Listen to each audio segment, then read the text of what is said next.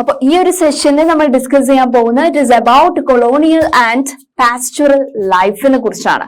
അപ്പൊ പ്രീവിയസ് സെഷനിൽ നമ്മൾ എന്തൊക്കെയാ മക്കളെ ഡിസ്കസ് ചെയ്തത്? പാസ്റ്ററലിസ്റ്റ് ട്രൈബ്സിനെ കുറിച്ചാണ് അല്ലെ. അപ്പൊ ഫസ്റ്റ് വൺ നമ്മൾ കാശ്മീരിലെ ഗുജർ ബക്രവാൽസിനെ കുറിച്ച് ഡിസ്കസ് ചെയ്തു, രാജസ്ഥാനിലുള്ള അല്ലെ റായ്ഖാസിനെ കുറിച്ച് ഡിസ്കസ് ചെയ്തു, മഹാരാഷ്ട്രയിലെ ധൻഗർ എന്ന് പറയുന്ന പാസ്റ്ററൽ ട്രൈബ്സിനെ കുറിച്ച് നമ്മൾ ഡിസ്കസ് ചെയ്തു കഴിഞ്ഞു. ഇനി നമ്മൾ it is colonial and pastoral life, colonial ടൈമിൽ എങ്ങനെയായിരുന്നു പാസ്റ്ററൽ ഫാംസ് ഒക്കെ എന്നൊക്കെ നമുക്ക് ഡീറ്റെയിൽ ആയിട്ട് ഈ ഒരു സെഷനിൽ ഡിസ്കസ് ചെയ്യാം. Okay, first the colonial state wanted to transform all grazing lands into cultivated farms. ഈ ബ്രിട്ടീഷുകാർ വന്നതോടെ അത് വളരെ വലിയ രീതിയിൽ പാസ്റ്ററൽ ഗ്രൂപ്പ്സിന് അല്ലെ, ബ്രിട്ടീഷുകാർ വന്നതോടെ അത് വലിയ രീതിയിൽ ഇത്തരത്തിലുള്ള പാസ്റ്ററലിസ്റ്റ് ട്രൈബ്സിനെ എഫക്ട് ചെയ്തു ദോഷമായിട്ട് എന്നാണ് പറയുന്നത്. അവരെന്ത് ചെയ്തു? ഇത്തരത്തിലുള്ള ഗ്രേസിംഗ് ലാൻഡ്സ്, ഇവിടെ പാസ്റ്റേഴ്സിനൊക്കെ നിലനിൽക്കുന്ന ഗ്രേസിംഗ് ലാൻഡ്സ് കൾട്ടിവേഷന് വേണ്ടിയിട്ടുള്ള ഫാംസ് ആയിട്ട് അവർ ക്ലിയർ അപ്പ് ചെയ്തു.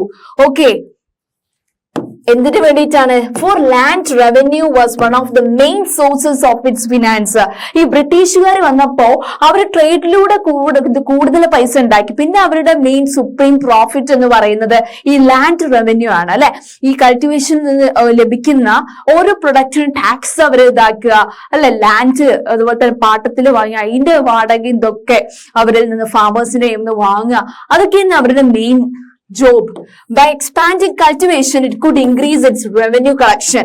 അപ്പോ ഈ ഗ്രേസിംഗ് ലാൻഡ്സ് കൾട്ടിവേബിൾ ലാൻഡ് ആക്കി മാറ്റി അത് അവരുടെ റവന്യൂ പ്രോഫിറ്റ് ഇൻക്രീസ് ചെയ്യല്ലോ എന്നാണ് ഈ കൊളോണിയൽ പീപ്പിളിന്റെ വിചാരം. Okay,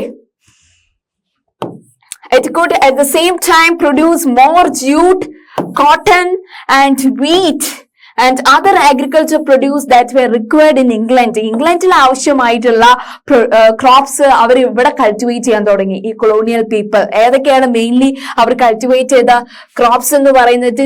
jute, cotton and wheat. Okay, അപ്പൊ എന്താണ് പറയുന്നത്? First the colonial state wanted to transform all grazing lands into a cultivated farms. പിന്നെയോ അവിടെ മേജർ ഈ കൊളോണിയൽ പീപ്പിളിന്റെ മെയിൻ മേജർ പ്രോഫിറ്റ് എന്ന് പറയുന്നത് എന്തിലൂടെയായിരുന്നു മക്കളെ? It is through land revenue was one of the main sources of its finance. By expanding cultivation, it could increase their revenue collection. Okay, it could at the same time they produces what all crops. It is mainly crops like jute, cotton and wheat were produced that were required for England. Okay, next slide. ഇതാണ് colonial people. അത് അവിടെയുള്ള എന്താണ് എസ്റ്റേറ്റിലുള്ള ഈ വർക്കേഴ്സിനെ കൊണ്ട് പണിയെടുപ്പിക്കുന്ന ഒരു picturisation, ഒരു cartoon image ആണ് കേട്ടോ. Okay, next one. To colonial officials, all uncultivated land appeared to be unproductive. Okay, to colonial officials, all uncultivated land appears to be unproductive and it produced neither revenue nor agriculture produce. അല്ലെ, ഈ colonial ഒഫീഷ്യൽസിന് ഒരു ഇതും ചെയ്യാത്ത land ഇങ്ങനെ waste land പോലെ കിടക്കും അല്ലെ. ഒരു കൾട്ടിവേഷൻ ചെയ്യാത്ത ലാൻഡിൽ അവർക്ക് പ്രോഫിറ്റ് കിട്ടില്ല. ഇത്തരത്തിലുള്ള ലാൻഡിന് വിളിക്കുന്ന പേരെന്താണ്? And it was scene as waste land that needed to be brought under cultivation. അവർ അതിനെ വേസ്റ്റ് ലാൻഡ് ആയി കണക്കാക്കും. ആ ഒരു ലാൻഡിൽ കൾട്ടിവേഷൻ നടക്കുന്നുണ്ടാവില്ല, അതിൽ നിന്നും ലാൻഡ് റവന്യൂ ലഭിക്കാൻ വേണ്ടി അവർ അവിടെ കൾട്ടിവേഷൻ ചെയ്യും, ആ ലാൻഡ് ഒക്കെ ക്ലിയർ അപ്പ് ചെയ്തിട്ട് അല്ലെ. Okay, and from the mid 19th century, അങ്ങനെ 19ാം നൂറ്റാണ്ടിന്റെ മധ്യ കാലഘട്ടത്തില് the wasteland rules were enacted in various parts of the country. അപ്പോ ഇത്തരത്തിലുള്ള വേസ്റ്റ് ലാൻഡ് റൂൾസ് എന്താണ്? വേസ്റ്റ് ലാൻഡ് റൂൾസ് എന്തായിരിക്കും? ഇത്തരത്തിലുള്ള വേസ്റ്റ് ലാൻഡ് കാണപ്പെടുമ്പോൾ അത് ക്ലിയർ അപ്പ് ചെയ്ത് കൾട്ടിവേഷൻ കൾട്ടിവബിൾ ലാൻഡ് ആക്കി മാറ്റാൻ വേണ്ടിയിട്ട്, ട്രാൻസ്ഫർ ചെയ്യാൻ വേണ്ടിയിട്ട് ഈ കൊളോണിയലിസം ഓർഡർ ചെയ്തു, കൊളോണിയലിസ്റ്റ് പീപ്പിൾ ഓർഡർ ചെയ്തു എന്നാണ് പറയുന്നത്. Okay, that is mean by to colonial officials, all uncultivated land appeared to be unproductive and it produced neither revenue nor agricultural produce, and it was seen as a wasteland that needed to be brought under cultivation. And from the mid 19th century, wasteland rules were enacted in various parts of our country. Okay. and some of them were made headman of villages in the newly cleared areas. Okay, അപ്പോ നമ്മൾ പറഞ്ഞു അല്ലെ, അപ്പൊ waste land rules വന്നപ്പോ കുറെ Britishers അവിടെ headman ആയിട്ട് നിന്നു. ഇത്തരത്തിലുള്ള ഈ ഒരു ലാൻഡ്, വേസ്റ്റ് ലാൻഡിന്റെ അതില് എല്ലാം ക്ലിയർ അപ്പ് ചെയ്യാനും നല്ല രീതിയിൽ കൾട്ടിവേറ്റഡ് ലാൻഡ് ആക്കാനും അതൊക്കെ മേൽനോട്ടം വഹിക്കാൻ കുറെ കൊളോണിയൽ പീപ്പിൾ ഉണ്ടായിരുന്നു. And in most areas the lands taken over were actually grazing tracts used regularly by pastoralist. ഇത്തരം വേസ്റ്റ് ലാൻഡ് എന്ന് അവർക്ക് തോന്നിയതാണ്. ഇത് പാസ്റ്ററലിസ്റ്റ് ഗ്രൂപ്പിന് അതൊരു ഗ്രേസിംഗ് ലാൻഡ് ആണ്, അവിടെയുടെ വളർത്തു മൃഗങ്ങൾക്കുള്ള തീറ്റയാണ്. Okay, so expansion of cultivation inevitably meant the decline of pastures and a problem for pastoralists. അപ്പൊ ഇത്തരത്തിലുള്ള ഗ്രേസിംഗ് ലാൻഡ് അവർ കൾട്ടിവബിൾ ലാൻഡ് ആക്കിയപ്പോ അത് കൂടുതൽ ബാധിച്ചത് ആരുടെ ജീവിതത്തിനെയാണ് മക്കളെ? ഈ പാസ്റ്ററലിസ്റ്റ് കളുടെ ലൈഫിനെയാണ് അല്ലെ, ലൈഫിനെയാണ് ബാധിച്ചത്. Okay, some of them were made headman. Some of colonial people become the headman of villages in the newly cleared areas, and in most areas the lands taken over were actually the grazing tracts used regularly by pastoralists. So the expansion of cultivation inevitably meant the decline of pastures and a problem for pastoralists. Okay, next one. പിന്നെയുള്ള second matter എന്ന് പറയുന്ന by the mid 19th century, 19ാം നൂറ്റാണ്ടിന്റെ മധ്യകാലഘട്ടത്തില് various forest acts were also being enacted in the different provinces. കൂടുതൽ forest acts കൊണ്ടുവന്നു പല പല ഡിഫറെന്റ് പ്രൊവിൻസസ് ഏരിയാസില്. ഓക്കെ, അതെന്തിനാണ്? Through this act, some forests which produce commercially valuable timber like deodar or sal was declared reserved. No pastoralist was allowed access to this forest. അവര് ഈ colonialist people അവരെന്ത് ബ്രിട്ടീഷുകാർ എന്ത് ചെയ്തു? ഈ കുറെ ഫോറസ്റ്റ് ആക്ട് കൊണ്ടുവന്നു. വേസ്റ്റ് ലാൻഡ് റൂൾസ് ആയിരുന്നു ഫസ്റ്റ് കൊണ്ടുവന്നത്, ഇവരെ ബാധിക്കുന്നത്. പിന്നെ ഫോറസ്റ്റ് ആക്ടും കൂടെ കൊണ്ടുവന്നപ്പോ അത് ഈ പാസ്റ്ററൽ ലൈഫിന് വലിയ രീതിയിൽ ബാധിച്ചു. കുറെ forest trees, it is like deodar and sal എന്ന് പറയുന്ന ട്രീസ് ഒക്കെ ഈ ഒരു പാസ്റ്ററലിസ്റ്റിന് കയ്യെത്താ ദൂരത്തായി മാറി. അത് റിസർവ്ഡ് എന്ന് പറയുന്ന കാറ്റഗറിയിലേക്ക് വന്നു. And other forest were also classified as protected through this forest act. കുറെ ട്രീസ് റിസർവ്ഡ് കാറ്റഗറിയിൽ വന്നു, കുറെ ട്രീസ് എന്തിൽ വന്നു? പ്രൊട്ടക്റ്റഡ് കാറ്റഗറിയിലും വന്നു എന്നാണ് പറയുന്നത്. Okay, the second factor is by the mid 19th century various forest acts were also being enacted in different provinces. Second one, through this act some forests which produced commercially valuable timber like deodar or sal and were declared reserved. No pastoralist was allowed access to these forests. And other forests, reserved forest ഉണ്ട്, protected forest ഉണ്ട്. Okay, other forests were categorized in the group protected. Okay, next one. And in these some customary grazing rights of pastoralists were granted, but their movements were severely restricted. എന്ന് വെച്ചാൽ ഈ പാസ്റ്ററലിസ്റ്റിന് കുറച്ച് grazing rights ഒക്കെ അവകാശങ്ങളൊക്കെ provide ചെയ്തിട്ടുണ്ട് Britishers. പക്ഷേ അവര് ഓരോ സീസണിലും മൂവ്മെന്റ് ചെയ്യില്ലേ, സൈക്ലിക്കൽ മൂവ്മെന്റ്, അത് അവർ നിയന്ത്രിച്ചു ബ്രിട്ടീഷുകാർ. നെക്സ്റ്റ് point നമ്മൾ ഡിസ്കസ് ചെയ്യാൻ പോകുന്നത്, it is the colonial officials believed that grazing destroyed the saplings and young shoots of trees. അപ്പൊ നമ്മൾ പറഞ്ഞു എന്താണ്, അവർ കുറെ ഫോറസ്റ്റ് ആക്ട് കൊണ്ടുവന്നു, അത് വലിയ രീതിയിൽ ഈ പാസ്റ്ററൽ ലൈഫിനെ ബാധിച്ചു അല്ലെ. ഫസ്റ്റ് അവർ ഇങ്ങനെ വേസ്റ്റ് ലാൻഡ് റൂൾസ് കൊണ്ടുവന്നപ്പോ ഇവരുടെ വളർത്തു മൃഗങ്ങൾക്കുള്ള തീറ്റ അല്ലെ, ഗ്രേസിംഗ് ലാൻഡ്സ് അവരത് എന്ത് ആക്കി? കൾട്ടിവബിൾ ലാൻഡ് ആക്കി മാറ്റി.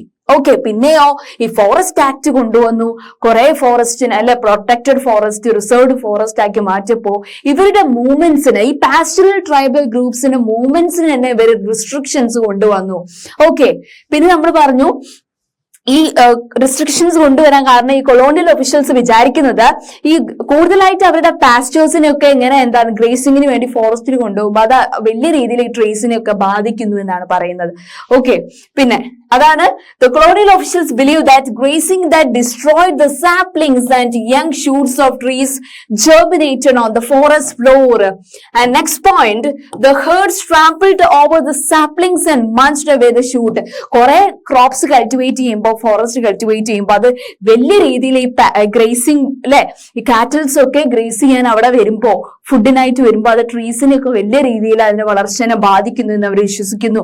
This prevented new trees from growing. അപ്പൊ ആദ്യം തന്നെ ഈ സാപ്ലിങ്സ് തന്നെ അവരിങ്ങനെ ഇത് കഴിക്കുമ്പോ പിന്നെ പുതിയ ട്രീസ് വളരാൻ അവർ സമ്മതിക്കുന്നില്ല എന്നതുകൊണ്ടാണ് ഈ കാറ്റിൽ റിയറിംഗ് അവിടെ റെസ്ട്രിക്ട് ചെയ്യാൻ ഈ കൊളോണിയൽ ഒഫീഷ്യൽസ് ചെയ്യാൻ കാരണം. ഓക്കെ, അതാണ് in this some customary grazing rights of pastoralists were granted, but their movements were severely restricted.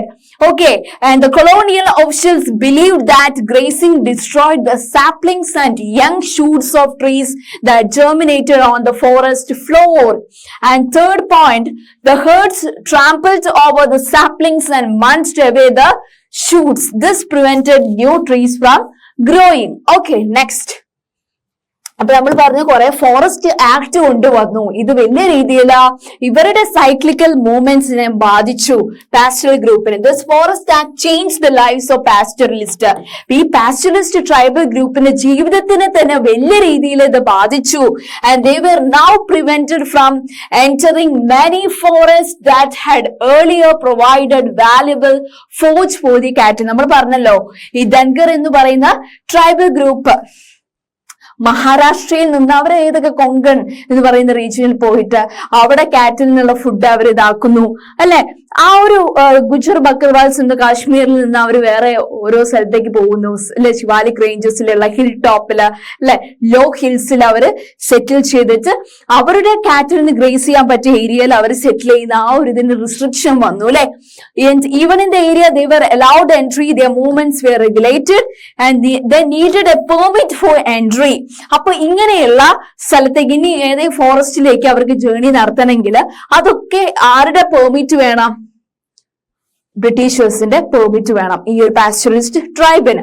And this forest acts that change the lifes of pastoralist, they were now prevented from entering many forests that had earlier provided valuable forage for their cattle.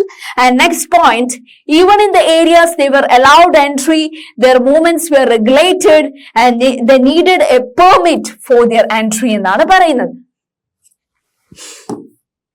അഥവാ entry ചെയ്യാൻ permit കൊടുത്താണെങ്കിൽ the timing of their entry and departure was specified. അങ്ങനെ പോവുകയാണെങ്കിൽ correct ഏത് ടൈമിനാണ് അവർ അവിടെ പോയത്, തിരിച്ച് return വന്നത്, അതിന്റെ കറക്റ്റ് ഡീറ്റെയിൽസ് ഈ ഓഫീഷ്യൽസിന് കൊടുക്കണം.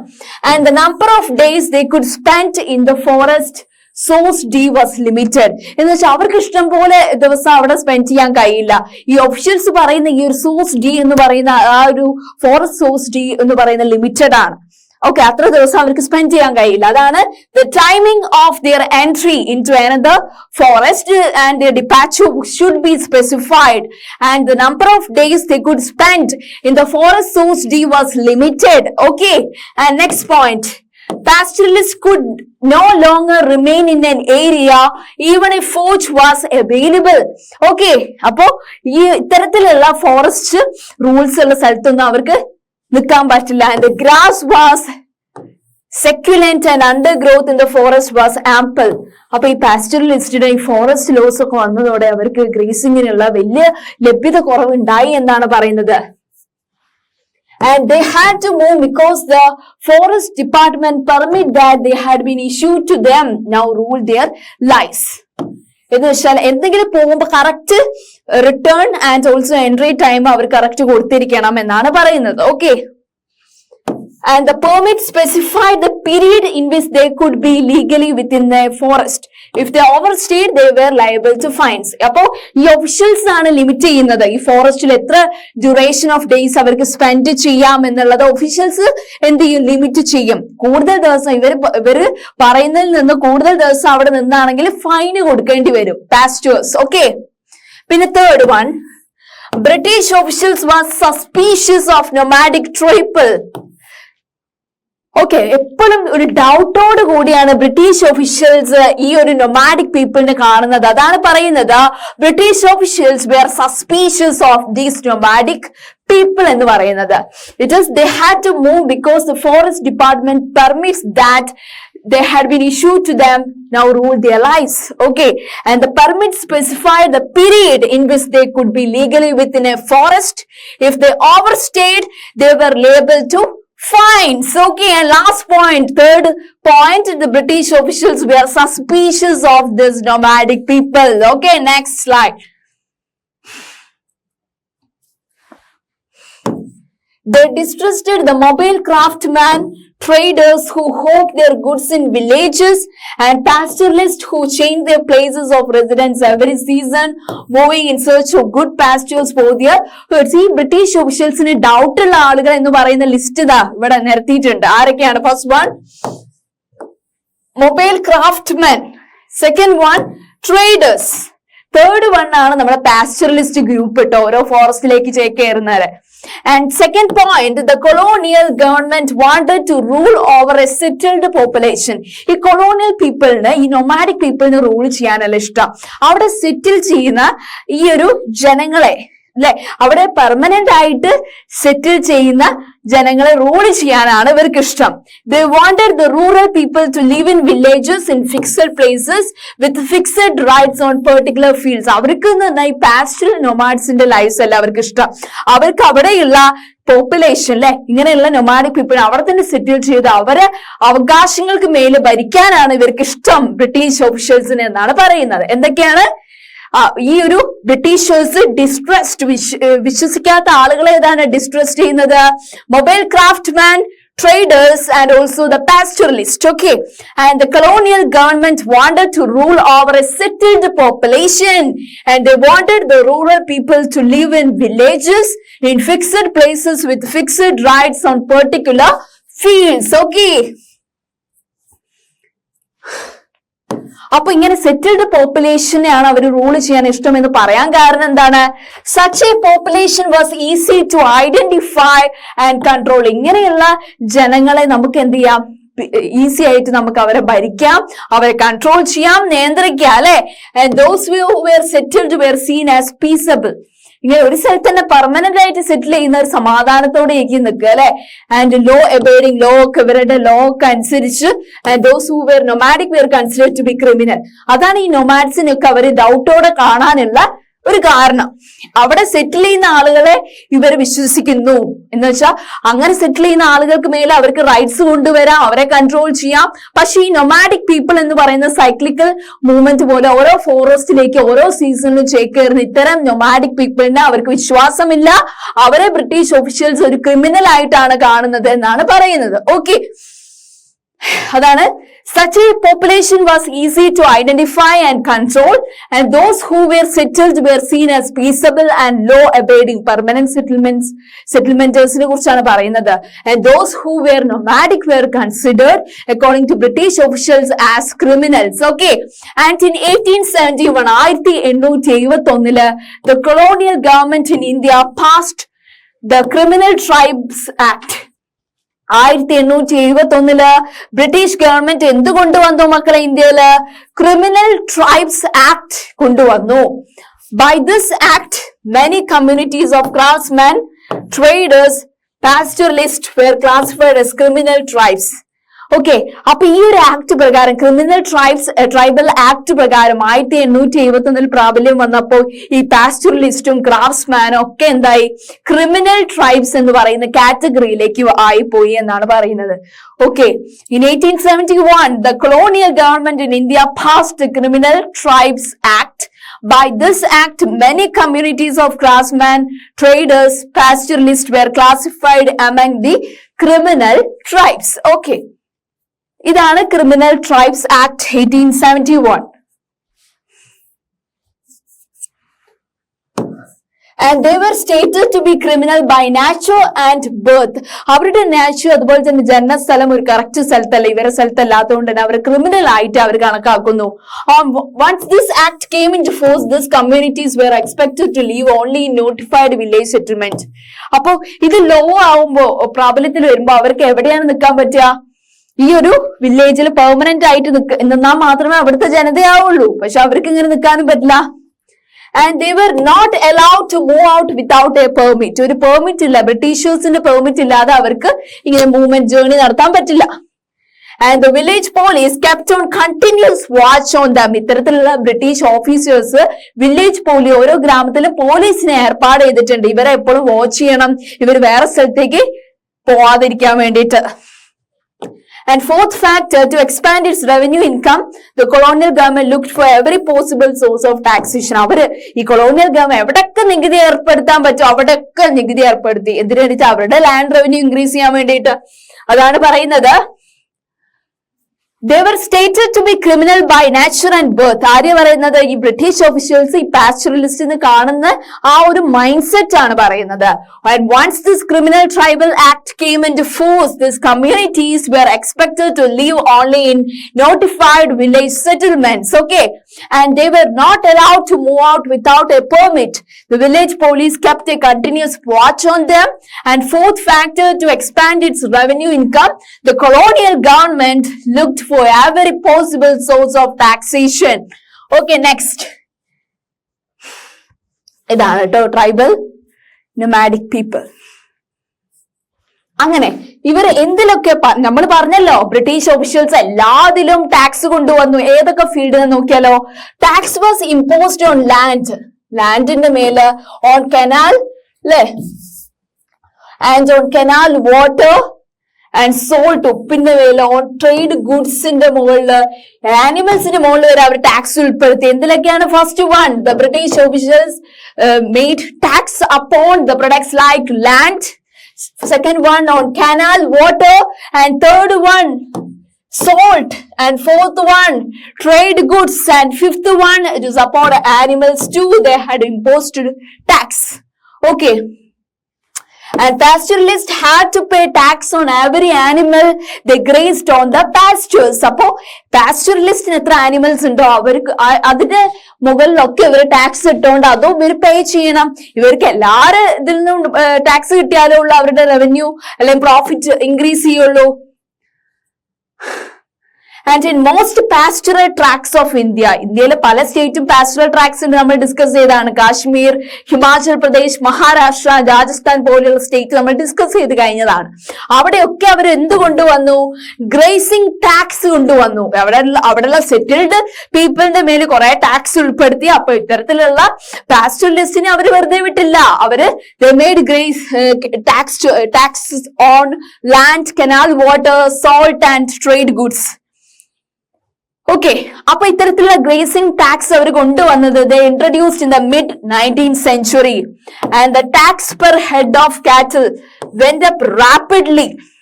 Okay, and the tax per head of cattle went up rapidly, and the system of collection was made increasingly efficient.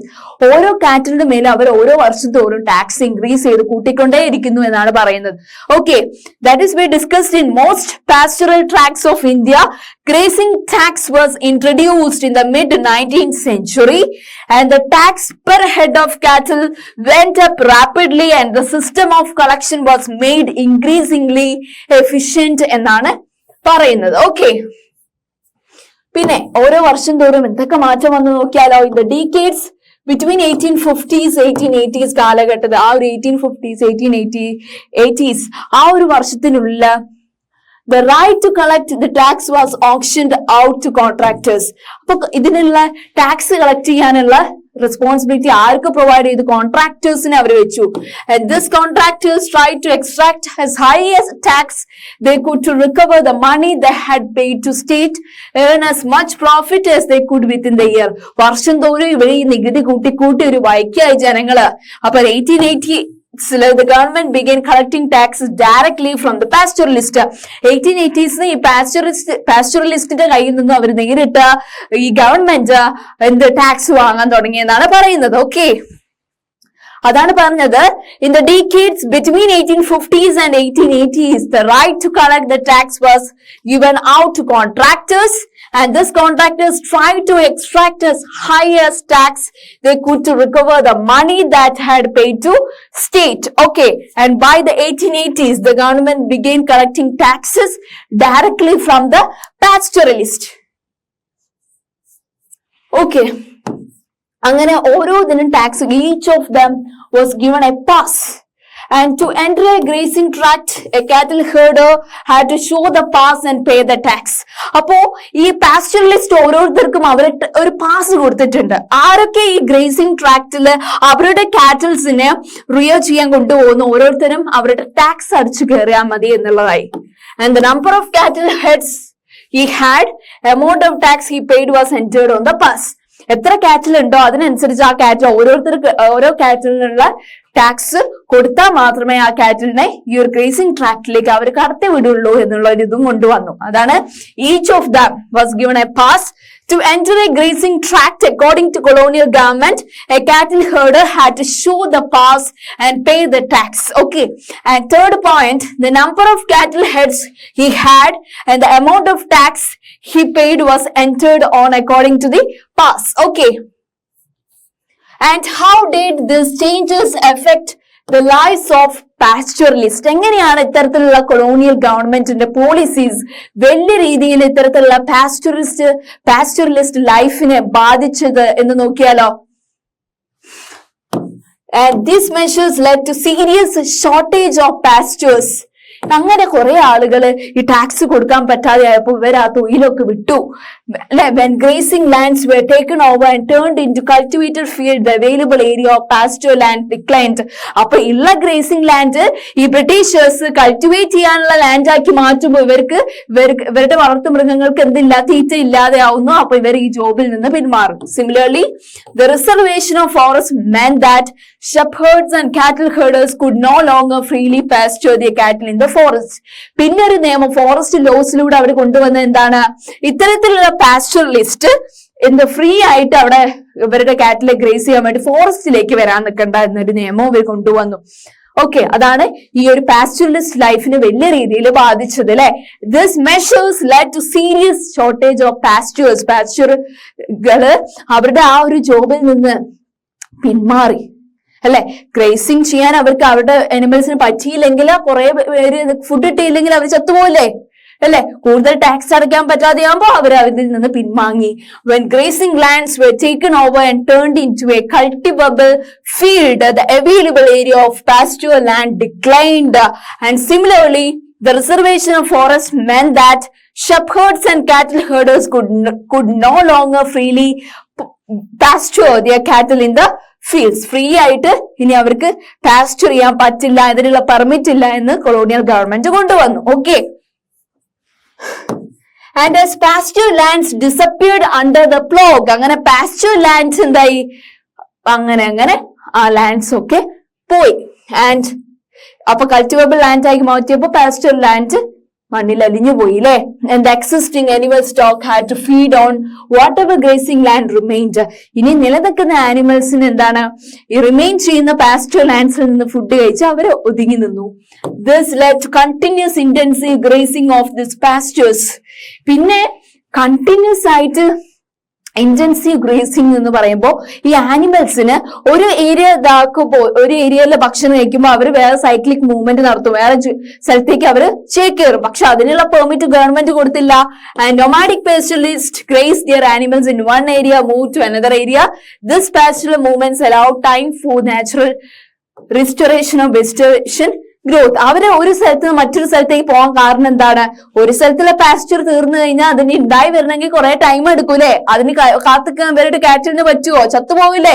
അതുകൊണ്ട് അവര് വേറെ ഏരിയയിലേക്ക് പോകാൻ നിർബന്ധിതരാവുന്നു. പക്ഷെ ഗവൺമെന്റ് കുറെ പോളിസി കൊണ്ടുവന്ന് അതും പറ്റില്ല. അതുകൊണ്ട് തന്നെ ഇവർ പാസ്റ്ററൽ ലൈഫിൽ നിന്ന് അവർ പിൻവാങ്ങുന്നു കുറെ പേര് എന്നാണ് പറയുന്നത്. Okay, and when the restrictions were imposed on pastoral movements, grazing lands came to be continuously used and the quality of pastures declined. അങ്ങനെ കുറെ റെസ്ട്രിക്ഷൻസ് കൊണ്ടുവന്ന പാസ്റ്ററൽ ലാൻഡിന്റെ എണ്ണം കുറഞ്ഞു. കാറ്റിൽ പാസ്റ്റേഴ്സ് അവരുടെ ജോബിൽ നിന്ന് കുറെ പിൻവാങ്ങി. This in turn created a further shortage of forage for animals. ആനിമൽസിനുള്ള തീറ്റ ഇല്ലാതെ വന്നു. And the deterioration of animal stock ഇല്ലാതെയായി, കൂടുതലായിട്ട് ഓവർ യൂസ് ചെയ്യാൻ തുടങ്ങിയപ്പോ underfed cattle died in large numbers during scarcity and famines. അങ്ങനെ ഇവർ റിസ്ട്രിക്ട് ചെയ്താണല്ലോ ഫോറസ്റ്റിലേക്ക് പോകാൻ പാടില്ല ഫ്രീ ആയിട്ട്. പാസ്റ്റേഴ്സിന് ഉള്ള സ്ഥലം പോണെങ്കിൽ തന്നെ പാസ് ഇതാക്കി ടാക്സ് കൊടുക്കണം. അതിനുള്ള പൈസ ഇല്ലാതെ ആകുമ്പോ കുറെ കാറ്റൽസ് ചത്ത് വീണു എന്നാണ് പറയുന്നത്. Okay, that is when restrictions were imposed on pastoral movements, grazing lands came to be continuously used and the quality of pastures declined. This in turn created a further shortage of food for animals and deterioration of animal stock. And the underfed cattle died in large numbers during scarcities and famines. Okay, അപ്പൊ ഇത്തരം കാര്യങ്ങളാണ് നമ്മൾ discuss ചെയ്തത്. എന്തൊക്കെ കാര്യങ്ങളാണ്?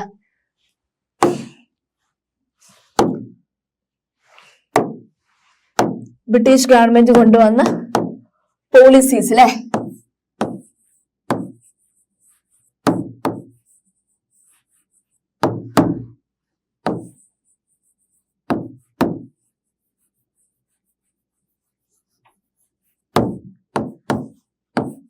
laws against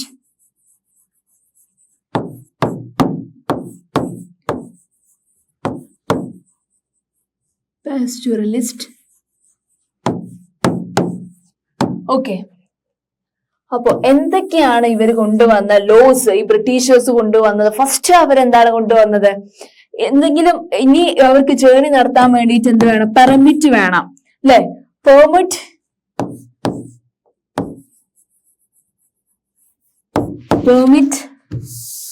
നമുക്ക് വേണം. Permit എന്ന് വെച്ചാൽ ബ്രിട്ടീഷ് ഒഫീഷ്യൽസിൽ നിന്ന് ഇനി എവിടെയെങ്കിലും എൻട്രി ചെയ്യാൻ അവർക്ക് പെർമിറ്റ് ഫോർ എൻട്രി.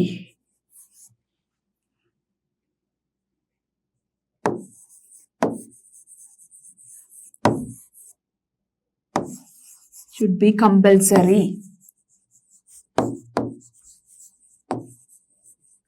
പിന്നെ അവരെന്താ കൊണ്ടുവന്നത്? pass. They provided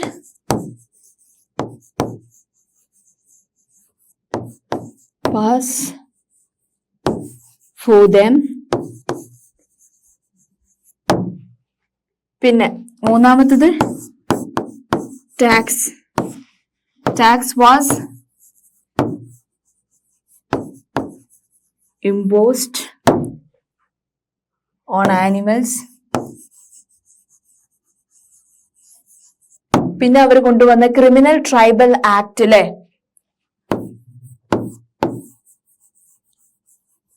ക്രിമിനൽ എന്ന് വെച്ചാൽ അവിടെ സെറ്റിൽ ചെയ്യാത്തവരൊക്കെ ക്രിമിനൽ ഇതിലാണ് അവർ കാണുന്നത്, ക്രാഫ്റ്റ്മാനൊക്കെ. പിന്നെ അവർ കൊണ്ടുവന്നത് ഫോറസ്റ്റ് ലോസ്. ഓക്കെ, പിന്നെ അവർ കൊണ്ടുവന്നത് എന്താണ്? ഫോറസ്റ്റ് ലോസ് ആണ് കേട്ടോ.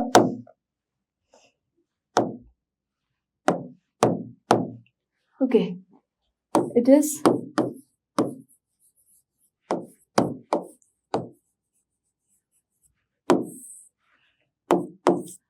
restricted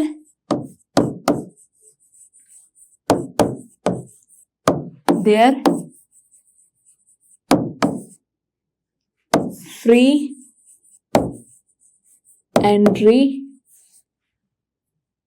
to forest. അവരെ റിസ്ട്രിക്ട് ചെയ്തു. Okay, and forest were categorise പ്രൊട്ടക്റ്റഡും റിസർവ്ഡ് ഫോറസ്റ്റ് ആയിട്ട് അവർ കാറ്റഗറൈസ് ചെയ്തു അല്ലെ? Forest were categorised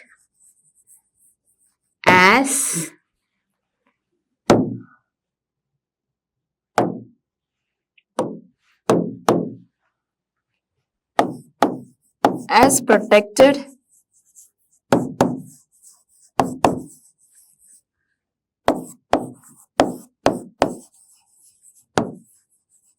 reserved. Okay, അപ്പൊ എന്തൊക്കെയാണ്? ബ്രിട്ടീഷ് ഗവൺമെന്റ് ഈ ട്രൈബൽസ് ഈ ഒരു പാസ്റ്ററലിസ്റ്റ് ആളുകൾക്കെതിരെ കൊണ്ടുവന്ന ലോസ് ആണ് നമ്മൾ പറഞ്ഞത് അല്ലെ. Permit for entry should be compulsory എന്ന് വെച്ചാൽ ഇവർക്ക് എവിടെയും പോകണമെങ്കിൽ എന്തായാലും ബ്രിട്ടീഷേഴ്സിന് ചോദിച്ചാൽ മാത്രമേ ഇതാക്കാൻ പറ്റുള്ളൂ. പിന്നെ ഇവർക്ക് പാസ് പ്രൊവൈഡ് ചെയ്തു. എന്തിനു വേണ്ടിയിട്ട്? ഇപ്പൊ എന്തെങ്കിലും ഗ്രേസിംഗ് ലാൻഡിലേക്ക് പോകണമെങ്കിൽ പാസ് പ്രൊവൈഡ് ചെയ്തു, അതിന് മേലെ ടാക്സ് ചുമത്തി അല്ലെ. അതുപോലെ ക്രിമിനൽ ലോസ്, ഈ മൃഗങ്ങൾക്ക് മേലില് ക്രിമിനൽ ലോസ് ഇമ്പോസ് ചെയ്തു അല്ല, ഈ ഒരു പാസ്റ്ററൽ പീപ്പിളിന് മേലെ ക്രിമിനൽ ലോസ് അല്ലെ ക്രിമിനൽ ആക്ട് എന്നുള്ളതിൽ അവരെ ക്രിമിനൽ ആക്കിയാണ് മാറ്റുക. ഇവര് ക്രിമിനൽ ട്രൈബൽ ആക്ട് ഇവർ കൊണ്ടുവന്നു അല്ലെ. ഫസ്റ്റ് വൺ ഇത്, സെക്കൻഡ് പിന്നെ ട്രൈബൽ ആക്ട് കൊണ്ടുവന്നു. And forest restricted their free entry to ഫോറസ്റ്റിലേക്കുള്ള ഫ്രീ എൻട്രി അവർ തടഞ്ഞു. പിന്നെ ഫോറസ്റ്റ് രണ്ടായിട്ട് കാറ്റഗറൈസ് ചെയ്തു ഇവര്, it is protected and reserved forest. അപ്പൊ ഇവർക്ക് പാസ്റ്ററലിസ്റ്റ് പീപ്പിളിന് ഫ്രീ ആയിട്ട് ഇവിടെ കയറാൻ പറ്റാത്ത ഒരു ഇത് വരുമല്ലോ, അതിനുവേണ്ടിയാണ് ഇവരിങ്ങനെ ചെയ്തത് അല്ലെ. Restricted for their free entry. There എന്ന് പറയുന്ന പാസ്റ്ററലിസ്റ്റിനാണ്. Forest were categorized as protected, reserved. Okay, ഇത്തരം കാര്യങ്ങളാണ് നമ്മൾ ഈ ഒരു സെഷനിൽ ഡിസ്കസ് ചെയ്തത്. നെക്സ്റ്റ് സെഷനിൽ ബാക്കിയുള്ള കാര്യങ്ങൾ നമുക്ക് ഡീറ്റെയിൽ ആയിട്ട് ഡിസ്കസ്